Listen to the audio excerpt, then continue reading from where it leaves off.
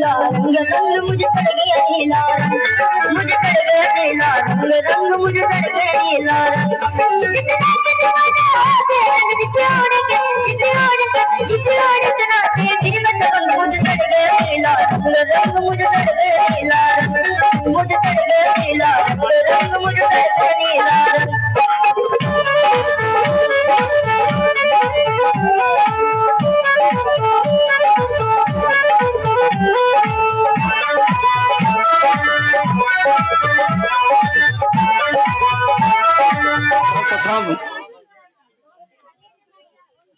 आज संविधान निर्माता बोधिसत्व भारत रत्न डॉक्टर भीमराव अम्बेडकर जी की 100 जयंती के पावन अवसर पर आज ग्राम गढ़वा की पवित्र भूमि में आयोजित कार्यक्रम के मुख्य अतिथि परम सम्मानीय राघवेंद्र द्विवेदी जी, सरपंच गढ़वा, पूर्व सरपंच आदरणीय राम नरेश सिंह जी, हमारे बीच में राजकुमार जी, मास्टर साहब, और रीवा से चल के आए हमारे साथ राजेश ठेकेदार जी, उमाकांत जी, राम श्याम सुंदर जी, और जिनके द्वारा संविधान निर्माता बोधिसत्व बाबा साहब डॉक्टर भीमराव अम्बेडकर जी के कार्यक्रम आयोजित किया गया है।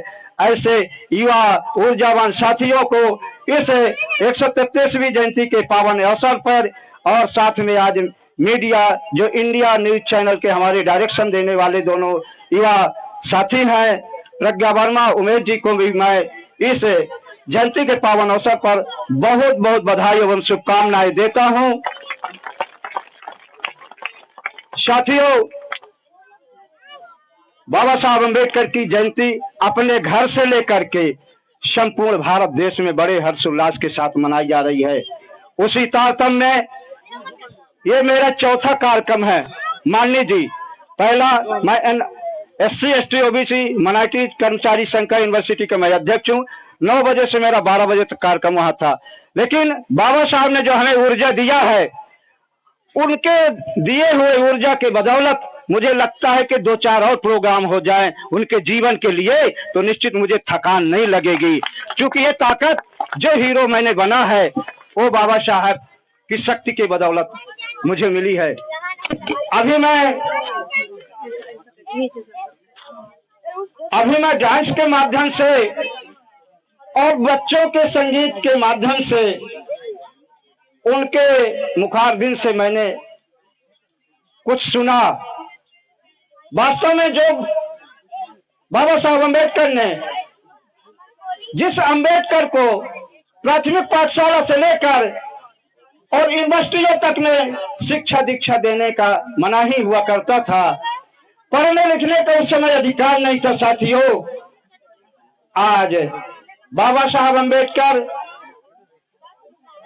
भारत से शिक्षा ग्रहण करने के साथ साथ उन्होंने विदेशों में भी उच्च शैक्षणिक संस्था से शिक्षा ग्रहण किया, और उसका नतीजा है कि बाबा साहब अम्बेडकर उस जमाने में शिक्षा अध्ययन किया जब जातिवाद, छुआछूत, भेदभाव चरम सीमा पर हुआ करता था। साथियों, मनुष्य को मनुष्य नहीं समझा जाता था, क्योंकि ऐसी विसंगतियां उस समय हुआ करती थी उस समय, इसलिए छुआछूत भी माना जाता था।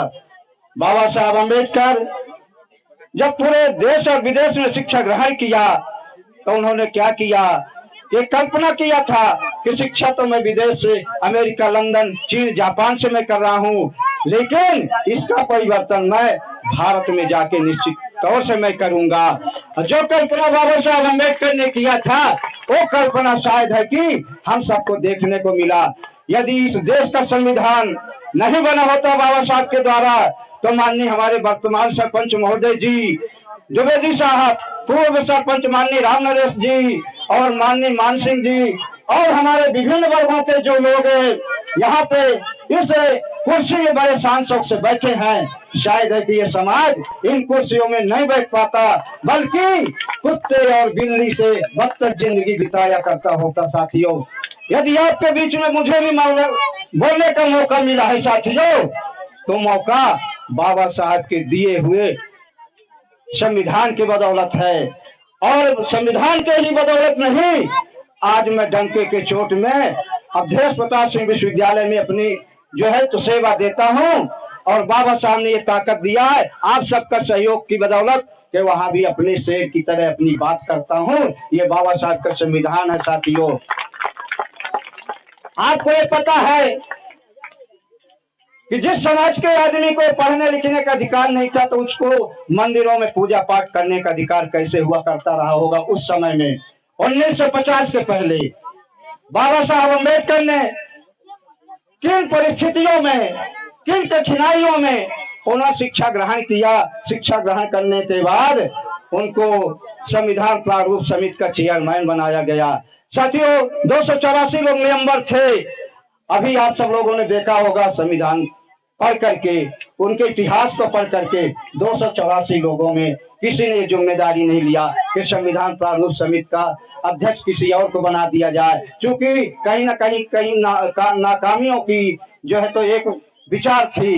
लेकिन धन है जिस महामानव की हम सब लोग यहाँ पे आज 10 बजने को है और उनके विचारों को मानने के लिए, उनके सिद्धांतों को अमल करने के लिए, उनके जीवन दर्शन को हम प्राप्त करने के लिए हम रात को रात नहीं मान रहे हैं। और लगातार ये पिछले वर्ष से कार्यक्रम में मैं आता हूँ तो बड़ा जुनून और जज्बे के साथ हमारे युवा साथी यहाँ पे अपना समय देते हैं। और खासतौर से आप देखिए ये हमारे बीच की महिलाएं हैं, बच्चे हैं, बच्चियां हैं जो कहीं ना कहीं सब नौकरी पेशे में तो नहीं होंगे परिवार के लोग, लेकिन कोई बधुआ मजदूरी का काम करता होगा, कोई खेत और खलिहानों में काम करता होगा। ऐसी महिलाएं भी खेत खलिहानों में काम करने के बावजूद भी बाबा साहब के जीवन दर्शन के लिए, बाबा साहब के उस कठिनाइयों को देखते हुए आज उन्होंने संकल्प लेके यहाँ पे बैठी हुई है। साथियों बाबा साहब अम्बेडकर ने शिक्षा के साथ साथ हमें धार्मिक स्वतंत्रता का भी अधिकार दिया। बाबा साहब अम्बेडकर को आप पता है कि उस जमाने में 1950 के पहले कितना भेदभाव हुआ करता था संपूर्ण समाज के लिए। उन्होंने कल्पना किया कि जिस समाज में मेरा जन्म हुआ उस जमाने में इतना शिक्षित होकर के, पढ़ लिख कर होकर भी मुझे जानवर से बदतर समझा जाता है। तो उन्होंने क्या किया, उन्होंने कहा किया कि यहाँ मानवतावाद यदि किसी भी चीज को मानना है तो तथागत महामानव भगवान बुद्ध के विचारधारा। उन्होंने क्या किया, अभी बात आई सभी धर्मों के लोगों ने संविधान निर्माता से संपर्क किया और बाबा साहब ने उसको सभी धर्मों के साहित्यों को अध्ययन किया और सभी धर्मों के गुरुजी भी आए। लेकिन छुआछूत से ग्रसित होने के कारण उन्होंने कहा कि यदि मुझे इस देश में मानवतावाद स्थापित करना है और मानव को मानव की तरह जिंदगी जीने का यदि अगर मुझे अवसर देना है तो है तथागत बुद्ध की विचारधारा पंचशील। उन्होंने 14 अक्टूबर 1956 को महाराष्ट्र के नागपुर की पवित्र भूमि में अपने 10 लाख साथियों को लेकर उन्होंने बुद्ध धर्म स्वीकार किया। वो धर्म नहीं, बुद्ध धर्म। धर्म ये होता है कि किसी भी विचारधारा को हम ग्रहण करें, वो होता है धर्म। लेकिन हमने उसको धर्म में जोड़ करके और लोगों को ये कहते हैं कि धर्म नहीं, ये धर्म है।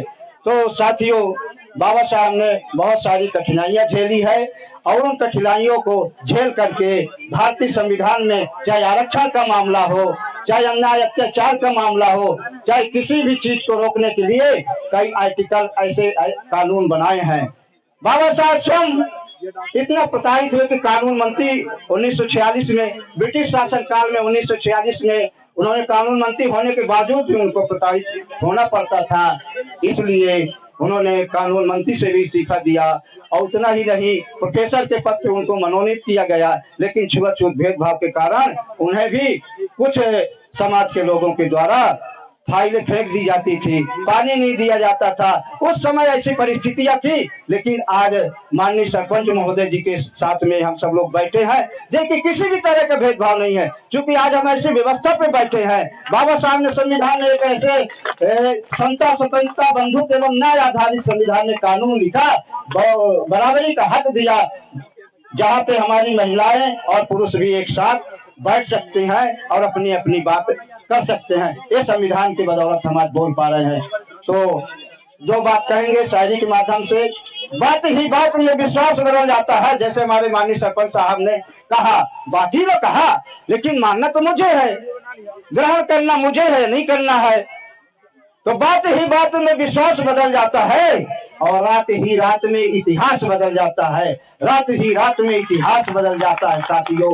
तो ये इतिहास जो बाबा साहब ने दोहराया था, उसे हम शिक्षा के माध्यम से शिक्षित हो, संगठित हो, संघर्ष करो, यह नारा है।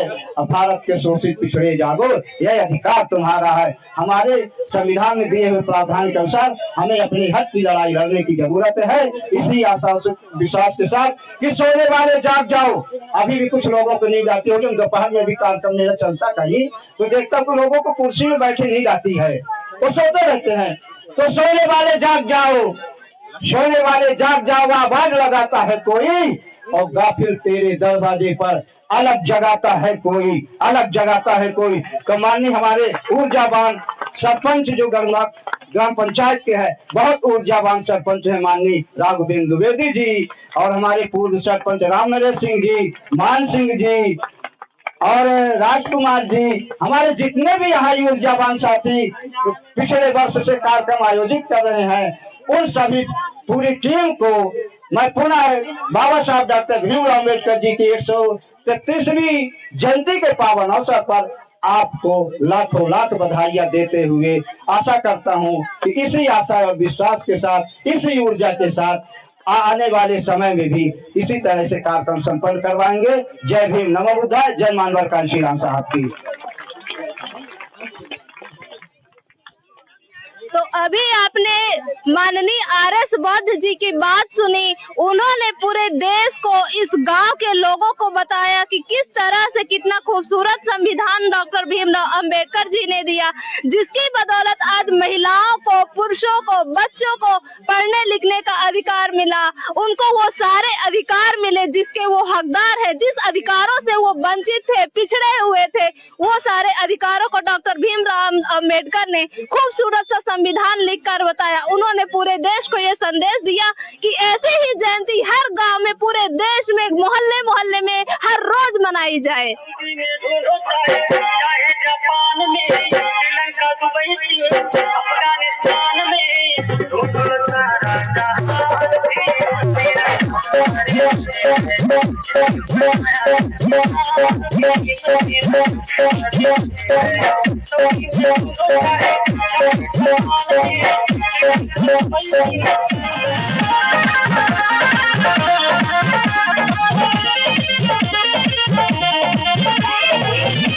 अप्रैल आया, संग में खुशियाँ लाया। 14 अप्रैल आया, संग में खुशियाँ लाया। भोजन का दिल हर्षाया, नचो सब झूम झूम के।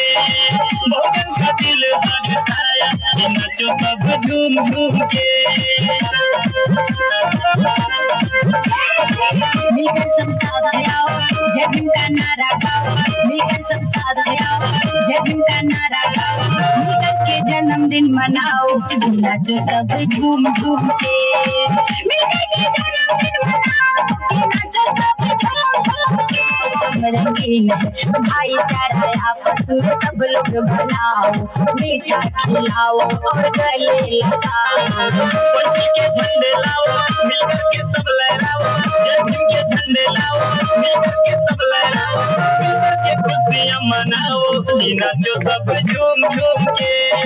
मिलकर के खुशियाँ मनाओ, नाचो सब झूम झूम के। साहब के चरणों में उसको चढ़ाओ, जिसने युवा संगठन जो आज बड़ा उत्साह के साथ लोगों ने मनाने का एक निर्णय लिया, हम उस कमेटी को बहुत बहुत धन्यवाद देते हैं। साथ आगे दूर दराज से आए हुए सभी बहन बेटी और माताएं, बुजुर्ग भाई, जो भी हमारा जिससे रिश्ता लगे, सभी का स्वागत बंधन है। संत महापुरुषों को नमन करते हुए हम ग्राम गढ़वा में अपने बाबा साहब का जन्मदिन मना रहे हैं। बड़ी खुशी की बात है। इतनी भीड़ हम तो कई वर्षों से करते आ रहे हैं बाबा साहब। मैं कन्याकुमारी, हर सिचुएशन में हिस्सेदारी है।